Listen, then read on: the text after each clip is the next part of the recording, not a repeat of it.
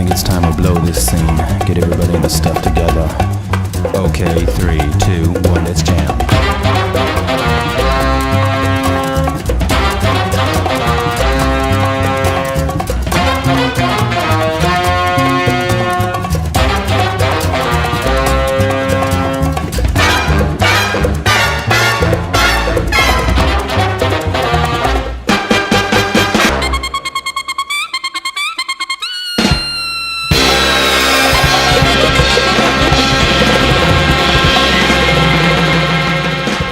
¿Qué tal, amigos de Documentos Clasificados? Pues ya es domingo y bueno, pues ya estamos listos para una transmisión más, para un invitado más, y hoy de verdad estamos de plácemes. De verdad que tenemos un invitado súper especial, como los que hemos tenido cada domingo que nos presentamos. La verdad es de que no les hemos fallado en eso, mi estimado Jaime, y el día de hoy, pues yo quiero que tú seas quien presente a este súper invitado. Así que, mi estimado Jaime, bienvenido. Gracias, Daniel. Así es, tenemos un gran invitado, tenemos un dibujante que ha dibujado para Marvel, para DC, para Dark Horse, y es el gran dibujante Jin Ho. Jin, thank you for being here. I know Jin's been famous for drawing for DC, with some notorious work as a Green Lantern. For Marvel, he drew, I remember, the Cyclops and Jin miniseries, right, when they travel to the future for cable. Anyway, so first, we want to start with the interview. Jin, thank you for being with us. It's an honor to having you here. Glad to be here. Honored too. I feel very honored. Thank you, Jin. So let's start with the first question. Can you tell us a little bit of background? How did you start in comics? Like, I don't know, you were a fan of the comics, and then how you started professionally in comics? Yeah, ever since I was a little kid, I grew up in the 1970s. I loved comic books because things were possible in comic books that weren't possible yet in movies or TV shows. Like Colossus could have metal skin. You could have just those fantastic forms coming out of Green Lantern's rings, things like that. Things which I think still look better in comic books than they do inside of movies. So I wanted to be a comic book artist ever since I was a child. But when I was probably about 12 years old, I went to my first very tiny comic convention and met my first real comic book artist. And another child in the audience asked, "Are you guys rich?" And both of the comic book artists started laughing in a way that scared me. And they said, "No." And they began pointing to like holes in their clothes and stuff like that. And it's kind of like, oh, I think they're trying to warn me away from that career. So, and my mom had warned me, artists tend to go insane and then chop an ear off and mail it to random women. So I thought, this doesn't sound like a good plan. But I still went to art school. Commercial illustration, I did pretty well. And then I met a comic shop owner who told me, oh, no, there's nice. By the time I was graduating around 1992, there's a big boom in comics. And he said, you can actually make a decent living in comics or a huge living in comics. Sorry to interrupt you, Jin. Where did you study? I studied at what's now called the College of Creative Studies in Detroit, Michigan. Okay. So I sent in samples. And I sent samples to Marvel, and then a backup plan. I sent samples also to DC Comics. And back then, you could just send photocopies, and both Marvel and DC would just about always send back a letter saying either you have a job or you don't have a job. This is not allowed anymore. They're officially supposed to throw samples into the trash, so that way they're not accused of stealing your ideas. But but back then they would. And I got a letter from Marvel, a form letter from Marvel, which I sent you a copy of in the email. Yeah, I got it. We will publish it. Don't worry about it. Yeah, and really absolutely interesting. Yeah, it's a list of all the faults your submission can have, and they checked all of them off, and they probably except one, and they should have checked that one off too, storytelling. But it was I thought I was a really good artist by the end of my art school career, so I was very depressed for a few days until I got a letter from DC saying, "You're not good enough to work for DC yet, but we'd like to see more samples. Can I send you a sample script?" And I called up Neil Posner on the telephone, and he talked to me and gave me some advice. And over the next few months, mentored me until I was ready to draw my first DC Comics story. I would like to make a comment here, Jin. Thank you. Es importante, Daniel, lo que nos acaba de comentar, Jin, muy interesante. que diga que haya mandado sus muestras, a pesar de que ya había estudiado profesionalmente arte, y que le diga no está listo? A lo mejor era ver qué tan estaba capacitado para trabajar en el mundo del cómic. Es decir, era un artista, pero qué tan bueno podía ser contando una historia gráficamente.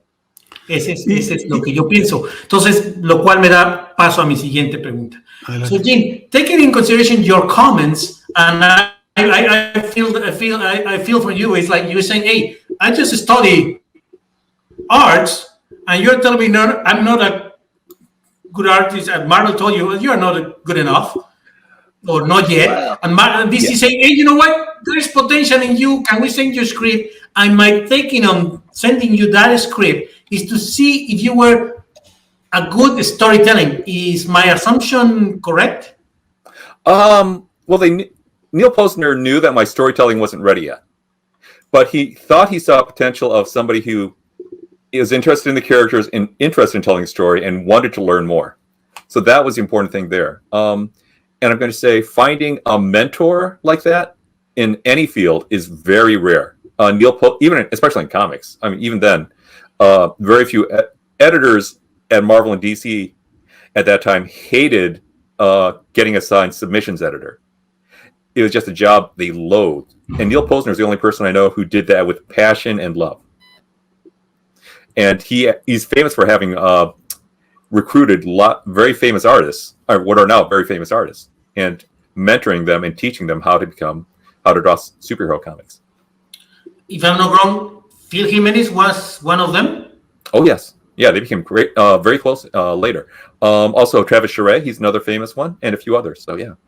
Yeah, okay. So, then, Daniel, si quieres hacer la siguiente pregunta, tal vez cuál sea lo que bueno, si va relacionada a lo que está diciendo, te sugiero que preguntes tú, porque yo le voy a preguntar algo diferente. Muy bien, perfecto. Bueno, Jim, so, based on your comments, what was your first professional work?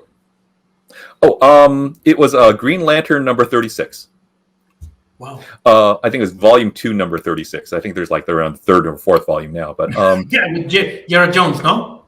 Yeah, Gerard Jones, and it was Green Lantern fighting against Dr. Light, but on the cover fighting against a Christmas tree. I remember the run. That was quite an interesting run. But Jim, correct me if I'm wrong. You were also working in do some pencils when Hal Jordan then passed the ring to, well, not directly, but to Kyle Reiner, if I'm wrong. I did the stories just before that happened. So one way I like to put it is that I ended my work on Green Lantern number 49, and Green Lantern number 50 is when suddenly Green Lantern became a top-selling title. So me leaving, might have had something to do with that, but it's probably because it had to do with the Reign of the Superman for Superman era crossing over with Green Lantern. But it could have just been me leaving. I remember the famous cover from number 50 for the Green Lantern with all the rings. Is really nice. I forgot right now the name of the artist. Oh gosh. Anyway, I will remember. Anyway, Daniel. Una excelente portada, mi estimado Jaime. Pero yo quiero regresarme un poco antes de continuar con el tema de DC Comics. Nada más, antes de hacer la pregunta, ¿sus papás son inmigrantes de Corea del Norte o de Corea del Sur? Gene, there's a little bit of a question. You're originally from the States, or where are you originally from? Your family is from? My family is from South Korea. South Korea. Bueno, lo que me lleva a la siguiente pregunta. Si es eso de South Korea, allí es muy famoso el manga. Manga. O manga, pero creo que le dicen mango, algo así. Entonces, ¿cómo es que llega sus padres como inmigrantes y él trayendo todo el tema de la cultura? Porque aunque él nació en Chicago, pues obviamente sus padres traen todo el tema de la cultura.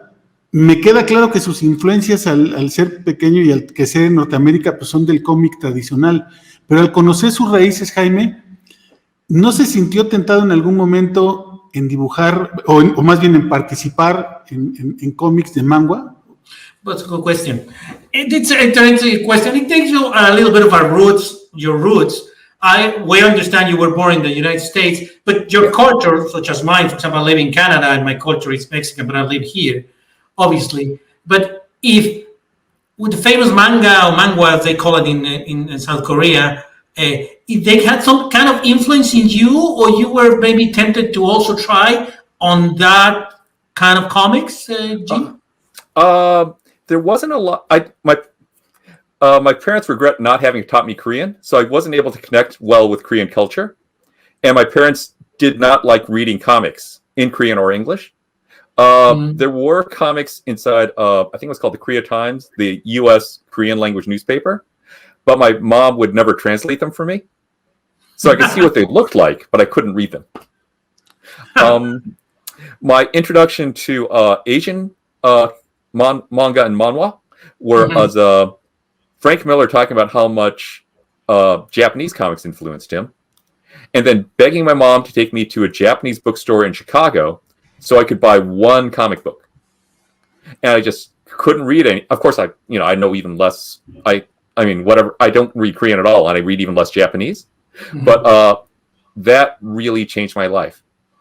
Oh man, I could probably grab it or something like that for you later. But yeah, just there's a division of labor inside of Japanese comics, especially at the time, for really high-profile projects, where they'll have a main artist, and then they'll have assistant artists drawing the boring stuff, and then a background artist. It's almost like an animation studio.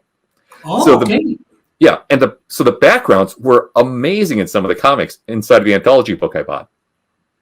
And I thought, oh man, I would love to be able to draw something like that day and to build a world that intricate and that you could dive into so deeply, that's so visually amazing.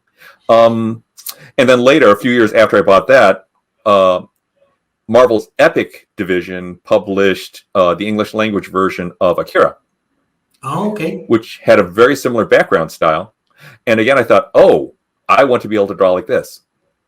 And so if you look at things like, I can't remember which issue, but one of my issues of Green Lantern where they blow up Coast City, which is San Diego, there's a detailed drawing of the city being blown up. And I don't think anyone else in American comics was drawing scenes like that the way I did it. Also, I found out later. I remember that comic. Yeah. And this is years later when I finally got to the San Diego Comic-Con. I realized the main building I picked to blow up was the hotel where they had the Eisner ceremony. You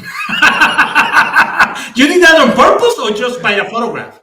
I didn't know anything about the Eisners when I drew that. I didn't know where it was held. I didn't know it was in San Diego. I knew a little. I've heard of San Diego Comic-Con, but I didn't know much about it. So, yeah, that was just random. I just had a really good aerial photograph in a book of San Diego, and I thought, okay, I'll base my version of Coast City on this shot of San Diego. So, therefore, as Daniel was asking, the influence of the Asian culture was maybe not too notorious in you, but eventually you bring some of the things you were used to or seen based on what Frank Miller mentioned, and you try to bring it to the comics. Is that my assumption is correct? Yes, but it was definitely Japanese comics filtered through an American comics experience and through American artists. And then I did a little independent work to kind of dig into Japanese art, but not much. And I should also mention Japanese manga style was very different than the stuff they're doing today. Yeah, there were like the super elongated figures didn't really exist, things like that. It was, and also there's a lot of genres that I think of manga that get translated into Spanish, but very rarely into English. Like I'm betting that some of the better like baseball manga get translated into Spanish, but that does not happen. Maybe you never read Japanese baseball manga in English. No, and because the manga is very popular in Mexico and also it's very popular in Spain. Absolutely, yes. Yeah. Okay, Daniel, you want to go con the next one? Vas con la siguiente pregunta, Daniel. No te oigo, estás en mute. Ahora sí, mi estimado Jim, pues preguntarle ahora sí de su trabajo ya como artista en los Estados Unidos. Bueno, primero que nada decirle que ya sé que es de Chicago, y que fue involuntario que me trajera mi playera de los vikingos, porque estamos en la misma división. Daniel say first of all, he knew it that you were coming from Chicago, but it was nothing personal that he's bringing his Vikings football team jersey. I don't know if you follow football, but anyway. Fue involuntario, pero bueno. Doesn't want to be me with you, anyway. I lived in Minnesota also, so. Okay, muy bien, that's excellent. Bueno, preguntarle acerca de su trabajo ya en DC Comics, mi estimado Jaime. Hizo un trabajo en la Justice League en donde presentó una aventura unitaria con Vixen y con Speedy, con Flecha Roja.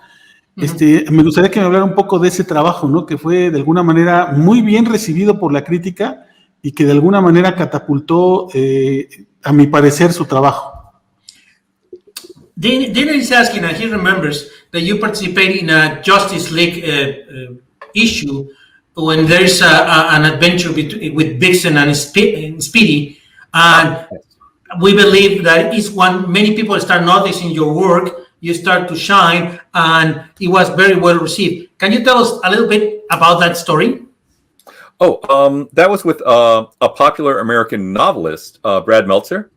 Who's also expanded now into children's books, but so he writes really good thrillers. You could see like that how he was writing the comic then was very strongly influenced by the House DC writing style at the time. But that was the issue, I think, where his novelistic style, which is very fast-paced and very fun and very psychological, broke through into the comics he was writing the best. And he told me that he wanted to create a sense of claustrophobia because the characters are trapped in a building that's collapsed and is compressing. So he wanted horizontal panels, and he wanted the panels to get smaller as the issue progressed, and for the spaces between the panels, the gutters, to get bigger, which meant by the end of the issue, I was drawing mostly empty pages. And I said, well, this feels like cheating. Can I just essentially move the camera in closer but keep the panels the same size? And he said, you need to trust me on this, Gene. The claustrophobia will be much stronger if you draw less on the later pages. So Brad Meltzer has a great visual storytelling style, even though he can't draw, especially. And he was right. And the story worked exactly the way he said it would work. And it was really easy to draw at the end because I wasn't drawing very much. Yeah, but Jim, what you're mentioning is actually very interesting. Is finding that synergy with finding, as Daniel was mentioning on that comic, with writing with a writer like Brad Meltzer that is really good and has a good idea of what he's thinking, because he, what I understand, that's what I remember, he's not only a good writer, but he's a comic fan. Is that correct? Yes. So it helped him to understand and visualize how he was thinking on the comics. Is that correct?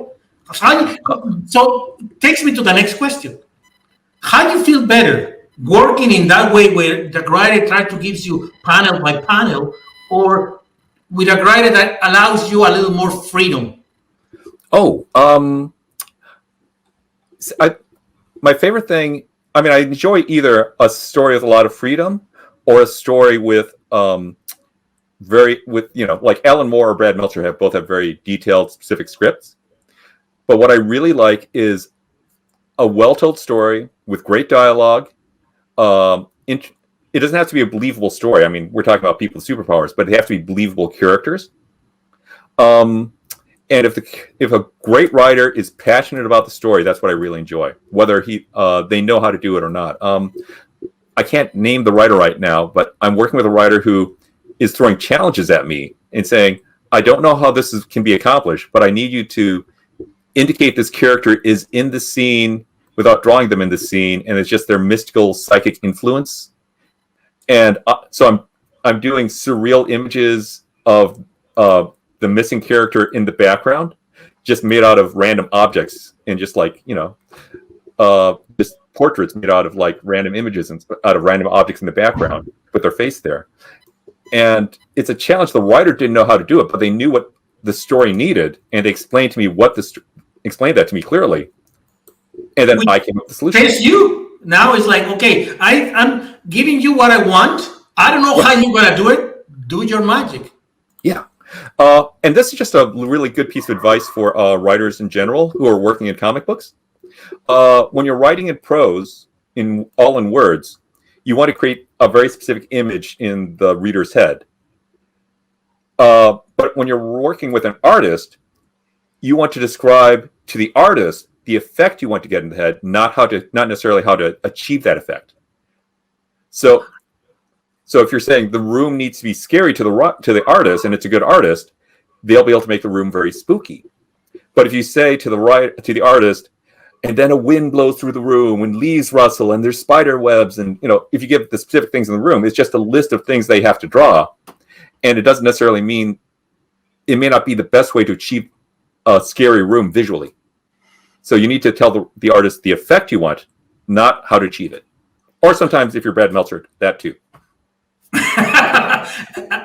Daniel, esta respuesta de Jean es la primera vez que lo escucho y tiene toda la razón.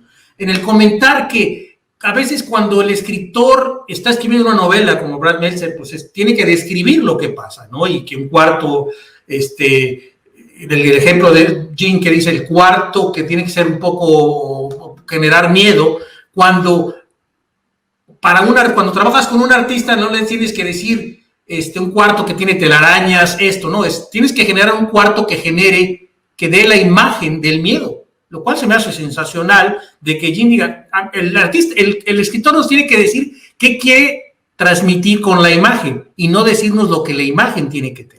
Bastante interesante. Oye, lo que me lleva a la siguiente pregunta, mi estimado Jaime. Uh-huh. Hemos tenido como invitados a mucha gente dedicada a los cómics, uh-huh, pero particularmente es la primera vez que escucho el término historietista. Entonces yo quisiera preguntarle si hay una diferencia entre lo que es el dibujante y lo que es el historietista. Okay, so Jim, it's actually very fascinating. We have been interviewing several artists and writers and even inkers, and we want to try to invite more inkers because I really believe that, and colorists, but anyway. So one of the points that we are hearing from you is that one thing is good to draw, but the other thing is having that an artist can not only draw good, but can be a good storyteller. Can you tell to our audience what is the difference between that, in your own words, on writing a comic or drawing a comic? Yeah. See, well, my personal philosophy on art is that it's not about trying to impress somebody, any specific person, or trying to be successful in some type of financial success, though that's nice. The most important thing is that you're loyal to the artwork and what the artwork's trying to achieve. And in a narrative art form like comic books, you're loyal to the story. You're not loyal to the writer, you're not loyal to the company. You're loyal to getting the story, to telling the story that the writer is trying to tell. And I'll say, I have worked with very new writers sometimes, and those writers aren't even sure what the effect they're trying to do is, but I have to work through the story, figure out what they're trying to achieve, and then figure out ways to get the story across really effectively. And I'm definitely not going to name names on this. I've written with writers who are bad at dialogue, and I have to make sure that the acting by my characters I'm drawing is good enough to make that dialogue sing. And if you ever seen, in this case it's a movie, so I'm going to name names. George Lucas is awful at dialogue. But if you get the right actor saying the dialogue, the scene works really, really well. Everyone loves Han Solo because I'm so bad with names I can't remember his name. But because that actor is so good at saying almost any line you throw at him. I see. But then I understand actually your point, and is that the storyteller has to be able to pass the message or trying to capture the heart of the story. Yeah. And pass it. Know what the storyteller was, or the writer is trying to the writer or the editor with the story. I understand. And well, you work with wonderful writers. but one in particular I find, well, Brad Messer is good, but can you tell us a little bit about Alan Moore? He is the most terrifyingly quick-witted and smart and creative person I've ever worked with. There's a thing where, like, I grew up in my teen years. Around the time I was 13, I discovered Alan Moore stories, and they just blew me away. I spent all of those, all of my youth wanting to work with Alan Moore, even before I thought I was seriously ever going to go into comics. So when I finally had a chance to work with him, and he'd say, "Do you have any ideas on what we should do next with the story, or anything you want to throw into the story?" I would throw some ideas at him, and there'd be this pause because we both realized, "Oh yeah, you did that 20 years ago already." But then he would take an idea of mine sometimes, and then he would just run with it. So, like, one of the things I threw at him that he actually did like was, I said, "So we have, I'm working on top 10. They're superhero police dealing with mostly superhero perpetrators and crooks. What if they have to deal with a drunken, disorderly Superman type?" And he has, like, beyond super strength and all the obvious ones, Superman has super breath. So if he vomits, it's super vomit. And that was like one of the few times Alan just said, "Ooh, that's good. Oh, it'd be even funnier if it's not Superman, if it's Godzilla." And then he just began running with it. And it's kind of like, "You're too fast. I can't keep up with you." And that's the only writer I've ever dealt with, or other creative in comics I've ever dealt with, where I just had no hope of keeping up with him. He would churn out brilliant ideas. He's also the only writer I know of in any field who doesn't do second drafts. Really?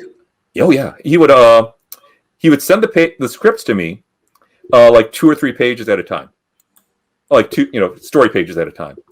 And oftentimes he wouldn't have the whole issue plotted out before he did that. He had some things plotted out, like he knew who committed a murder that was established in issue 1, but he didn't have the whole issue plotted out, and he would just write 2 pages at a time, 2 pages at a time.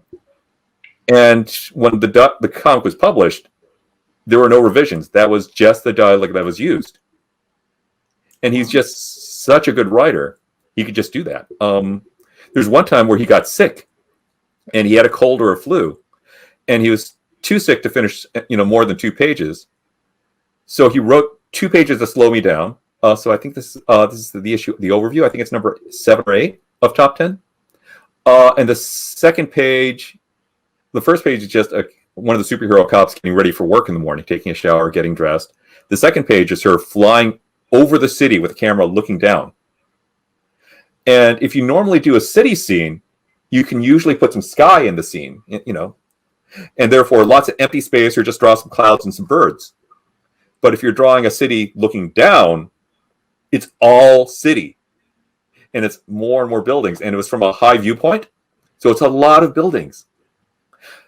So it took me, and this is when I was much faster and younger, it took me 4 or 5 days to draw that page.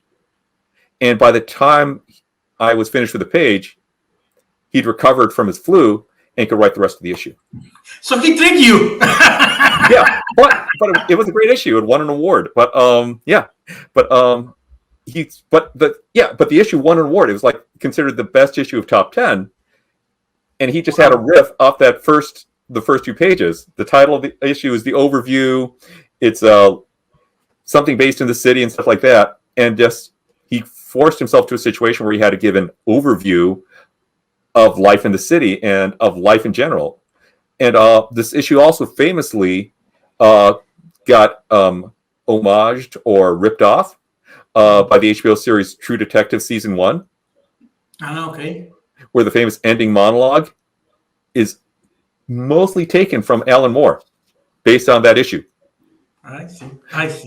Good. It's a really good issue, and it's really good dialogue, and it's so philosophically deep. Some HBO writer thought, okay, I'm using that. Alan Moore is good. I am ripping that off. And I say this from somebody in an industry where we're an American industry where we are constantly ripping off Alan Moore. So I'm no shade on them. That's fine. That's what we do too. I got it. Daniel. Oye, y dentro de esto de pues trabajar con grandes monstruos de los cómics, de la dificultad que representa su trabajo, porque con lo que nos acaba de explicar, pues no es nada fácil. Yo le preguntaría a mi estimado Jaime, ¿qué trabajo lo definiría? O sea, si yo dijera, Jean, necesito que de todos los trabajos que has hecho, me digas, este es el que más me representa, este es Jinja. Este es Jinja. ¿Cuál es? Curiosamente, Daniel, estaba yo pensando en una pregunta muy similar. Así es que me leíste la mente. Jim, Daniel wants to ask you a question. I was actually already thinking about it. So, based on your comment and on the interesting issue about working with Alan Moore and other writers, but then if I asked you this question, you need to think about it and give me an answer. Don't try to avoid it. Jim, you have to decide, pick one of your works that represent, this is me, this is my best and represents my storytelling, my art, my view of how to do a story. Which one would you pick?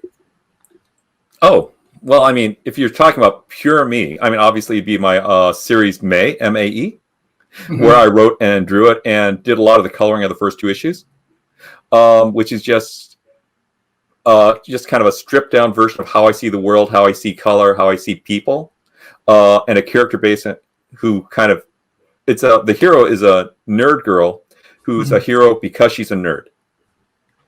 And I think being thoughtful and being passionate about the things, well, a lot of times in the world, people will slam you or think it's wrong to be passionate about something that not everyone else loves. And I think that's what makes the world great. Essentially, in high school in America, the transition from going to a 12-year-old to a 14-year-old is having to give up all your childish passions, your geeky passions, your dorky passions, and then trying to be like everybody else and only liking the cool things. And I think a world where everybody only likes the cool things, I mean, it's boring. It's uniform. And I think if you can hold on to your passions, that's what makes you interesting. As long as you're not hurting anybody else, just, and if you can really dive in, become great at it, even if other people don't think it's great, that's what makes an interesting world. That's what makes interesting stories and art. So yeah, May is very much a story about holding on to your passions, even if other people don't understand. Okay. Now, in a collaboration with a writer, what would be yours when you see, what, I find a synergy, because don't get me wrong, when you want to show us your art pure is the one you mentioned, but when you show, I find this synergy with this writer, and we were in sync, and we were developing and would work together, because he's not, sometimes maybe a wonderful writers, but difficult to work with. Okay. Which one you would pick? A few years before I got to work with Alan Moore, the legendary DC editor Archie Goodwin contacted me and said, I'd like you to do a short story. And with any writer we can get at DC, if we can hire him, I'll get him to write the story for you to draw. So I said, well, my first choice is Alan Moore. And he said, Alan's not working with DC right now because of the Watchmen. He didn't say the Watchmen thing, but because, he's not working with us right now. So I said, honestly, Archie, the other writer I would love to work with is you. And he was like, okay, that's nice of you to say that, but I know that's not true. And it's like, no, seriously, it is really true. He's a writer where if you read his stuff in the 1970s, it still feels modern. It still feels fresh and good. Like his Manhunter series with Walter Simonson. Yeah. Just amazing work. Amazing it is. Yeah. So he said, okay, if you want me to write your story, I'll write your story. So it's in Showcase 95, issue 11. And it's where, at the time I was doing my crosshatch style, which kind of looks like the etching on an American currency. And it's where he taught me, Archie Goodwin taught me storytelling. And before I was kind of caught up in the 90s, make every scene look cool and exciting. Make everything look like a pinup. And so I did rough drawings of the script he did for me, he sent to me. And he talked to me on the phone about, okay, we're building suspense in this story. So if we start off with all the action happening on the first page, instead of it just being creepy, scary, creepy, scary rooms, it's going to take away the power of when we actually get to the action, when we get to the climax of the story. So I need you to dial it back there and then slowly build up the suspense. And he taught me all these things. Like they say in music, like in crescendo, going from exactly. No, I understand. And for some things, I mean, like, sometimes you want to start off with like the whole orchestra, like beating on drums, blasting horns and stuff like that. But for this story, he wanted a slow start and then build with power. And if you read that story, you can see both it's my first mature storytelling story, because that's the story where Archie Goodwin taught me how to maturely tell a story. Well, interesting. It's really interesting because, to be honest, Gene, this is the first time that a writer is telling us a lot of background behind the stories and what they're doing. Absolutely amazing. Thank you. Really, we're enjoying this meeting, this interview. Daniel? Bueno, yo sí quiero preguntarle esto, mi estimado Jaime, por obviamente su ascendencia, por su origen. Mucho se ha hablado en la actualidad de los cómics que deben de ser inclusivos. Entonces, a mí me gustaría que me dijera cuál es su opinión al respecto, ¿no? Inclusivos en cuanto a todo tipo de cuestiones, tanto de raza como de sexo, como de toda la naturaleza. ¿Qué piensa él? Digo, su perspectiva será muy interesante, insisto, por su origen. Gene, question. Right now, it's a kind of a movement where we are trying to be inclusive in all the comics and movies and everything. What's your opinion on that? Okay. You may. I don't know if you've heard. If there's a lot of talk in Spain about the movement called Afrofuturism, but there's a thing where, like, if you look at the first Star Wars movie, Episode 4, or like most science fiction from the 1960s in American movies. I mean, obviously, everyone in the 1960s in the United States knew that black people existed. But then all of these science fiction directors and authors and movies had no black people in them, except for Star Trek. So essentially, they were all positing a future where there was a genocide, and every black person was killed, and then we go off into the stars. So yeah, I like the fact that, I mean, as a kid, I thought this was just normal. But as an adult, it's a little horrifying to kind of realize, oh, you're positing a world where all the black people got murdered off by all the white people. So I like having a world where there's diversity and there hasn't been a mass slaughter to develop that society. Which takes me to something that I remember. When on the Legion of Superheroes, there were years and years, there was no one single African-American people until, I don't remember who brought one of Tyrod, I don't remember, it was Invisible Boy, or somebody, I don't remember right now. Samurai in los Super Friends. Yeah, also Samurai and Super Friends, but they start bringing more characters. What I think, I agree with you. It's like, so what happened? There was a genocide, or what happened? And then as a kid, because of our innocence, sometimes we don't see the things until we start going out like, hold on.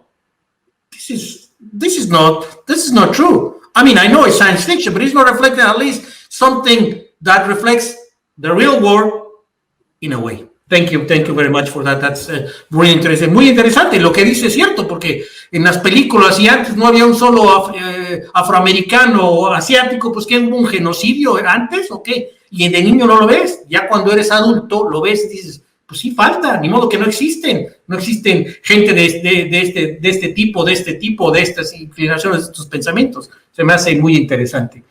Me lleva a una siguiente pregunta, Daniel. Voy a preguntarle más sobre los entintadores y yo quisiera que después hicieras una de esas preguntas donde hacemos una pregunta y nos conteste con una palabra, porque se me hace una dinámica muy interesante. Perfecto. Gene, I have a question for you. We in our podcast, we try to give the word and interview people in all aspects of comics, writers, editors, inkers, and we're looking for a colorist, but anyway, one of the points and letters is an inker. And we had a wonderful interview with Joseph Rubinstein, and he was telling us opinion on how he was working and trying to follow. Sometimes has to use some technique because of the artist. Sometimes has to be he's working in a very tight drawing, or sometimes very loose, and they have to be more an embellisher. Yes.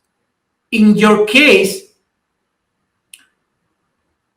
can you name some of the inkers that you have been working with that shows do you prefer, or something like, well, it's a good inker, but maybe we are not a match? Of course. I would say one of the things is I've always had a very specific vision of what I wanted the artwork to look like. But American Comics Publishing for most of my career had bad reproduction and limited color palettes.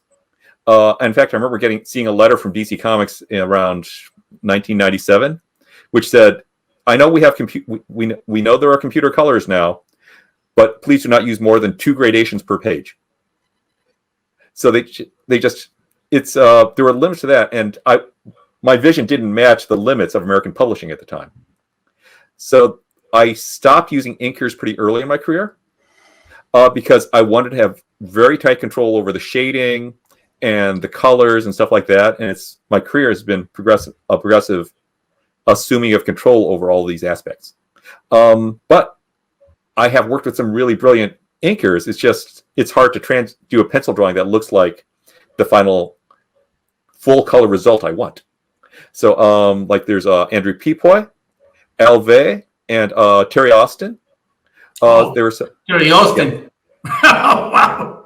Yeah, Terry Austin is great because it didn't quite look like what I'd drawn, but he turned it into a really good, not just really good, a great Terry Austin drawing. And he's so good at drawing, it was like I kind of had a fanboy moment of just like, oh, it's not what I thought of, but it's still Terry Austin art, and it looks amazing. So so it was a little bit of the fun. Yes. Oh, that's always there. That's always there. Yeah, because here's one of the things that Joseph told us is that the way he was describing his work is saying somebody comes, and they give me the drawings, and he started making some comments of like, my ultimate goal is if I'm receiving something, at least has to be as good as I receive it. If I can do it better. But following the spirit of the artist, the way the artist wants to do it. And he was mentioning a lot about music, because he was saying, well, it's like almost like they give you a script or a song, and you have to play it. But sometimes they maybe give you a guitar, maybe a Spanish guitar, a classic guitar, or maybe they give you drums, or we maybe give you a full orchestra. It's going to sound different. So he say, I need to be sure that what I need to do, I'll do it the way to represent the music. But any interesting. Okay, Daniel, la siguiente, por favor. Vas. Pues mira, si te parece, vamos a hacer el ejercicio que habíamos acordado. Yo le voy a hacer una pregunta, tiene que contestar con una sola palabra para que le comentes, ¿no? Sí. Okay, Jim. Now we're going to a little bit of a different mechanic on the questions. We're going to give you a question or maybe a phrase, and you have to answer only with one word. Okay? So you have to choose. So think about them. Okay, sounds good. Bien, Daniel. Estábamos hablando de música hace rato, que nos diga cuál es su música favorita. Okay, what is your favorite music? Type of music? Waxahachie. Okay, it's a band. It's my favorite band right now. And the type of rock and roll, or what they heavy metal? Folk, punk, indie rock. Okay. Vaya. Yo le preguntaría, ¿DC o Marvel? DC or Marvel?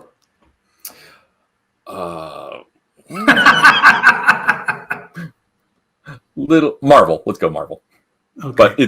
But que me diga el nombre del superhéroe que más le gusta. What is your favorite superhero character? Superman. ¿Cómo se definiría él con una sola palabra, Jaime? How you can define yourself using one or two words?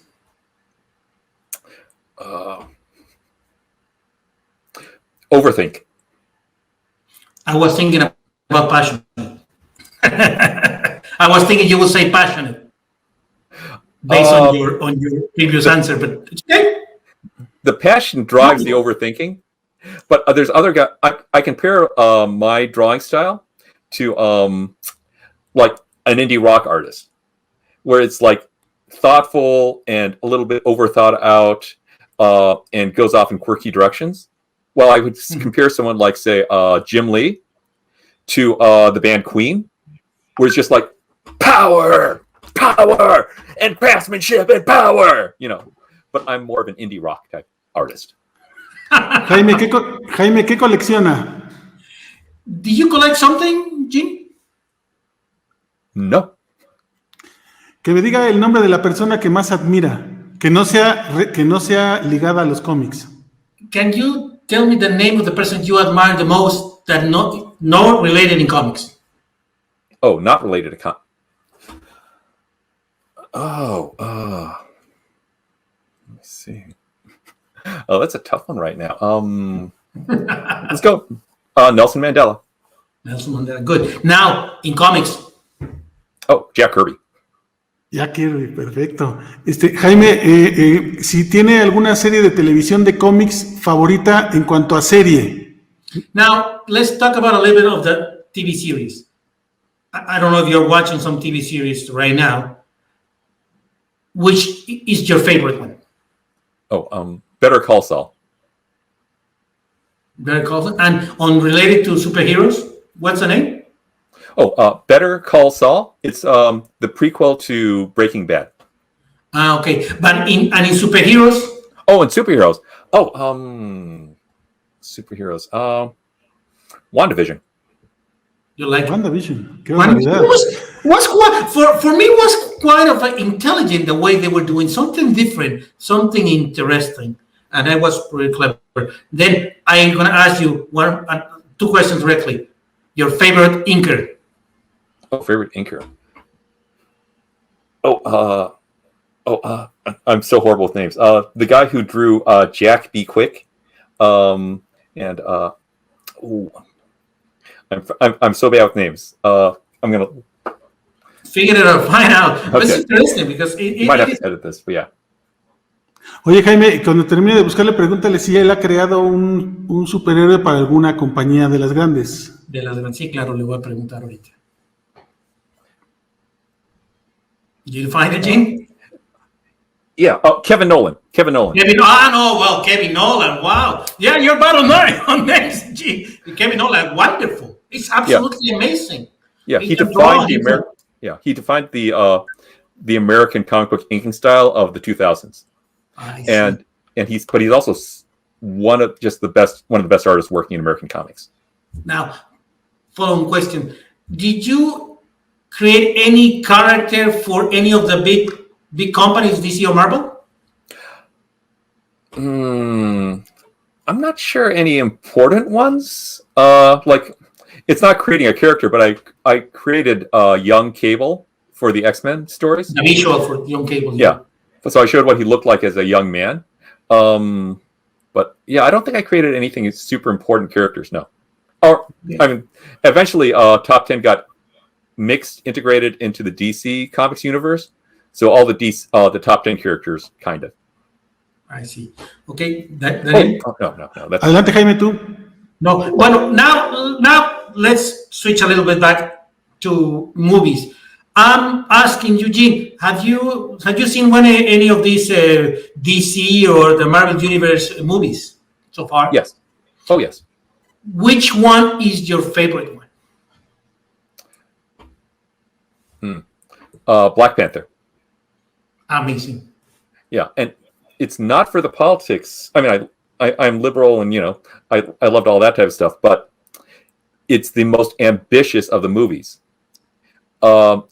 It was Americans, mostly Americans, creating a movie that respected all of Africa in a way that's even Africans have trouble expressing those ideas, and creating a kind of an ideal future culture that was inspiring to real people. I didn't think Americans could succeed at something that ambitious, but they pulled it off. It's amazing they did it. tell you a story about when I went to see the Black Panther here in Ottawa, in Canada, which also Canada is full of immigrants. And what I love it is seeing African people descend or immigrants from Africa wearing actual suits from their culture, going to the movies to watch a movie. That was, for me, was amazing. Yeah. Was just amazing. It was almost like surreal for me. That's amazing. Now, which movie you didn't like it? Oh. I think you have more than one, but you're laughing. Oh, sure. Yeah. I'll just single out. I mean, everyone singles this one out. Justice League. It did so many things wrong, but I mean, the worst thing it did is it took the problems of one director. I mean, Zack Snyder is brilliant in some ways, but has his faults, and then kept his faults, and then combined it with Joss Whedon's faults. So it wasn't a movie that built on their strengths. It was a movie that combined their faults together into one movie. Well, it is funny. I don't remember. We were talking to Grider, Fabian Isiesa, and one of the things he mentioned to us is like, it was almost like he got, I think it was him or it was Steve Englehart, they told us that it was like, they got like an action figure made of clay, and then the other guy came with the action figure of clay, and then here it is, and has four arms, 2 legs, 2 heads, and instead of looking like an action figure, it was an ugly action figure. So I guess at the end, you are mentioning the same thing, and instead of a sum of the good things, was actually the sum of all the worst things they can actually do. Interesting point of view. Never thought about that, but it's quite a way of describing it. But and what do you think about the new version? Self-indulgent and too long. I couldn't get through it, but it is well crafted, and it's Zack Snyder fun. So if you can handle 4 hours of that, which I can't, or whatever, however long it is, it achieves what it's trying to do, and that's good. It's not what I want, but as long as it's the right thing for somebody, it's giving that person what they want really effectively, and that's. Not every story has to be something I like, as long as it achieves what it's trying to do. As they say, everybody's a critic, correct? Yeah, but yeah, I mean, yeah, as long as it's like I have a friend who hates beer, but you can give him a bottle of beer and he'll drink it and he'll say, "This is a really good bottle of beer," and he can analyze what it tastes like, what the flavors are, and he still hates it, but he can say, "But I know you will like it," and that's what a good critic should be like. Good point. Daniel. Oye, un artista como él, Jaime, ya es de mis últimas preguntas. Un artista como él, ¿qué es lo que ve en una película? Porque nos queda claro cuál le gusta y cuál no le gusta. Pero ¿qué es lo que espera como artista de los cómics de una película? 1, la historia que sea semejante al cómic. 2, que le entretenga. O 3, pues, que respete la esencia de los personajes. So we are pretty soon going to wrap up our interview, Gene, and we really appreciate your time.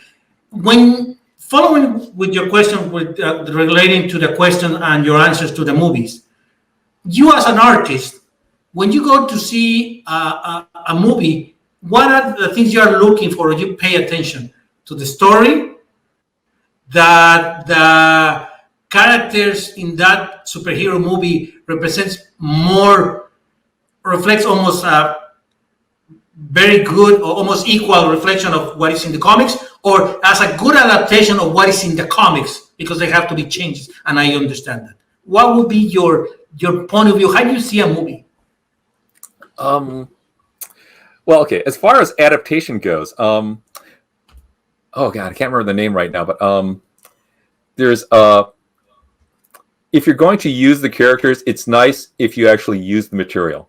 So like, I enjoyed the Birds of Prey movie, but they included, I can't remember her name right now, but a character in the Batman universe who she can't talk, but she is able to pick up things. And they used her name for a different character who's a normal kid who can't talk. and who doesn't have those superpowers. And it's kind of like, you still made a great movie, and that was a fun character. I'm glad that character was in the movie. I just wish you hadn't used that name for that character, because it kind of is a waste. So as far as that goes, I, as a geek, as a fan of American, superhero comics, I enjoy it when they use the material well. But it's more important, like inside of Birds of Prey, that they make a fun movie, and that when they set up the ground rules of how the world inside their movie works, or any story in comic books, how the world works, they stick by those rules. And there's a really great idea from Tolkien, J.R.R. Tolkien, of The Lord of the Rings. Mm-hmm. I don't know if this is popular inside of Spanish criticism, but in English we often talk about suspension of disbelief. Okay. And Tolkien said suspension of disbelief is not what artists are trying to do. They are building belief inside of their own little world. You build your world, and you make the readers believe in your story. And then if you break the rules of that world, then you shatter their belief.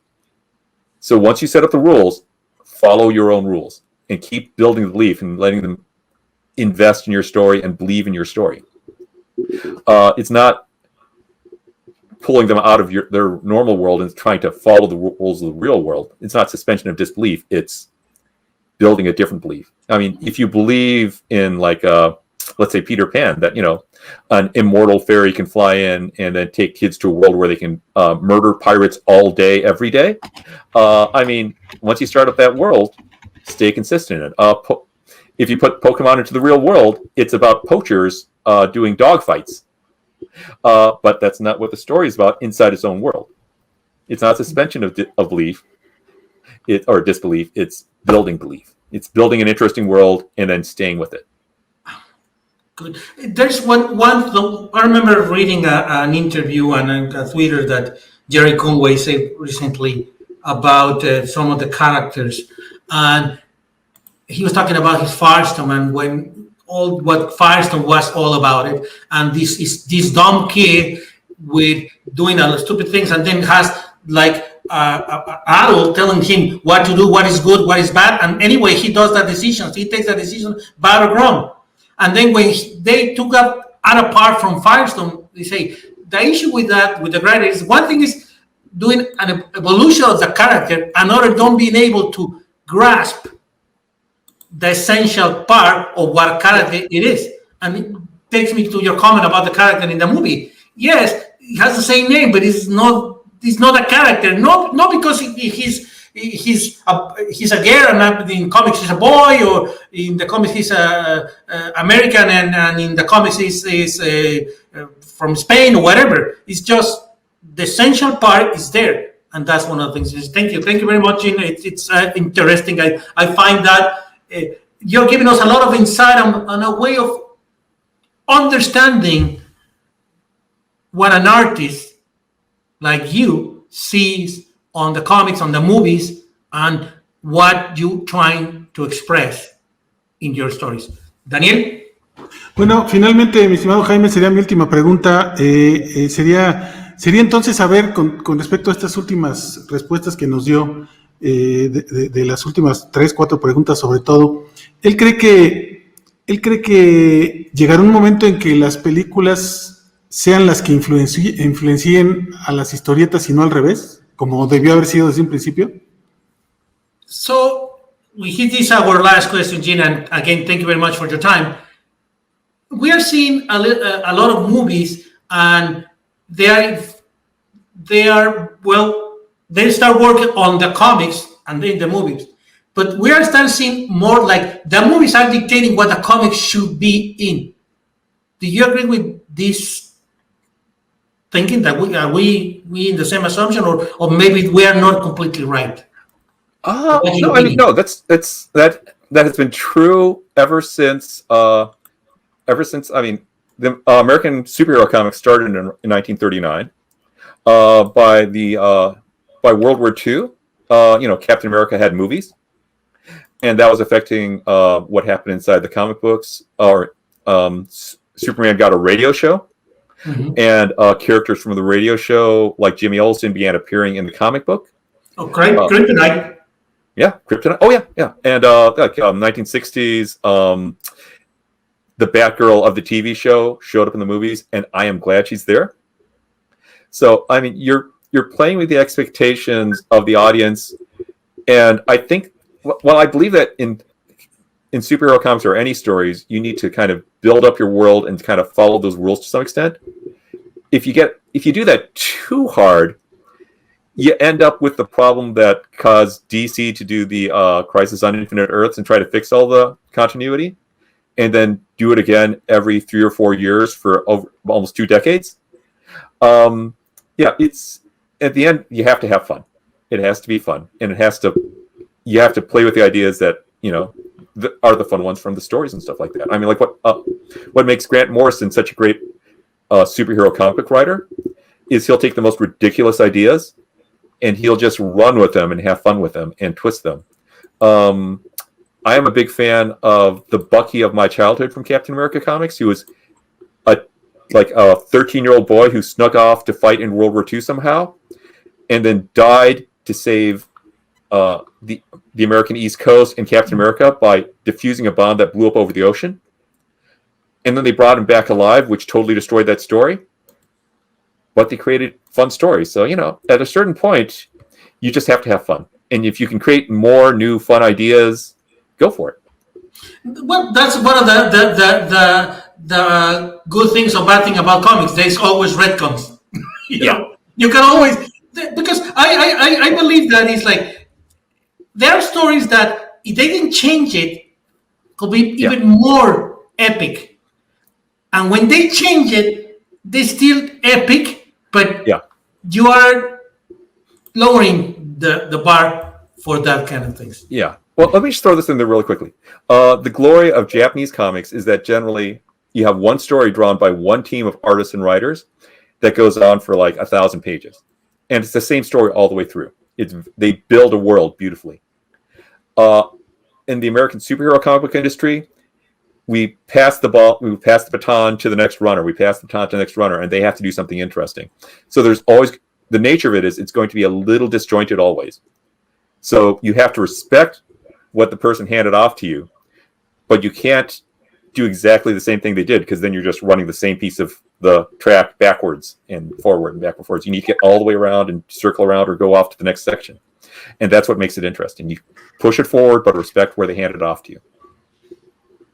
Some writers said, don't destroy what we did. Build upon it.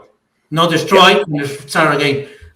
Sometimes when they do something different, it's good, but sometimes it's like almost like, well, whatever you have believe on the previous character, whatever you spend and invest on the previous character, forget it. Nothing works.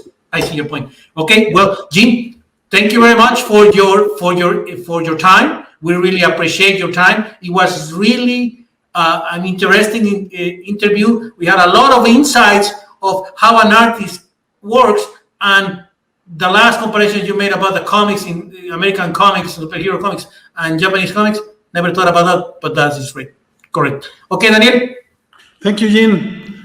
Pues les agradecemos a todos y cada uno de ustedes por haberse quedado pues prácticamente poco más de 1 hora en esta entrevista con Jin Ha. De verdad espectacular, mi estimado Jaime y amigos, y nosotros los esperamos en 2 semanas justamente aquí en Documentos Clasificados, donde tendremos otro invitado especial. Recuerden, Spotify, YouTube, Twitter y Facebook, ahí nos pueden encontrar como Documentos Clasificados. Muchas gracias, Jaime, muchas gracias, Jin. Hasta la próxima. Gracias. Vaya con Dios y Excelsior. Vaya con Dios. Muy bien.